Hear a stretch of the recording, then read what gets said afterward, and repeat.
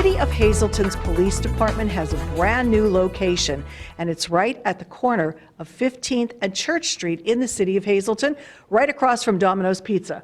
I'm very pleased to welcome Officer Jessica Sirkin, who is the Public Information Officer for the Hazleton City Police Department.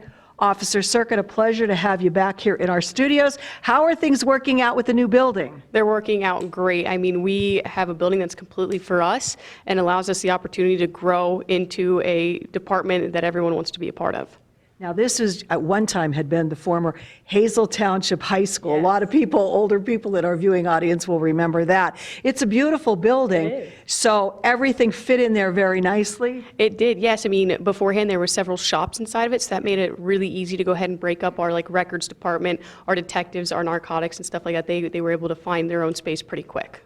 So now the one thing people might have a little difficulty with is knowing exactly where they're going in, where they're parking when they go. Yes. I mean, before on Church Street, the current City Hall is still there.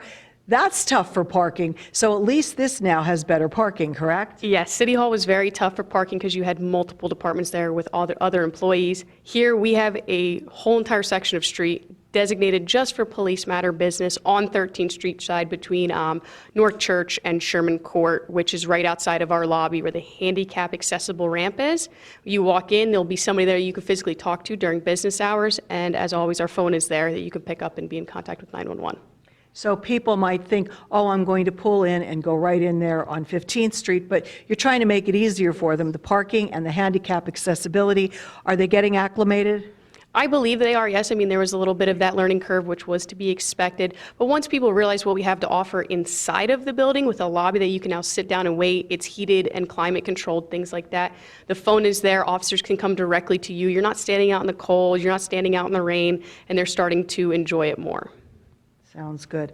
Now, if someone has an emergency, before you can go into Hazleton City Hall and pick up the red phone, is that still there, and is there a similar phone at the new building? So the red phone is still at City Hall, and that is accessible to people if you need it. You just need to make sure dispatch knows the location you're at. I will say, if you are in the middle of emergency, please do not go to City Hall, to the news station. Please pick up the phone immediately and dial 911. If this is a situation where you have a little bit extra time, you can come to those locations. At our station, it'll actually be a blue box. It's not set up just yet. It will be within the next couple of weeks, but there is a telephone there that does the same exact function as the red phone for the time being.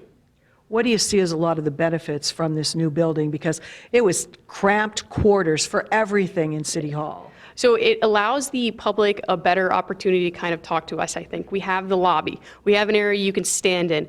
You're able to see the police station and know if somebody is walking in, that's going to be an employee. That's going to be either a police officer, maybe the records clerk, things like that. And you don't have to worry about bumping into, maybe codes, maybe, the tax office, things like that.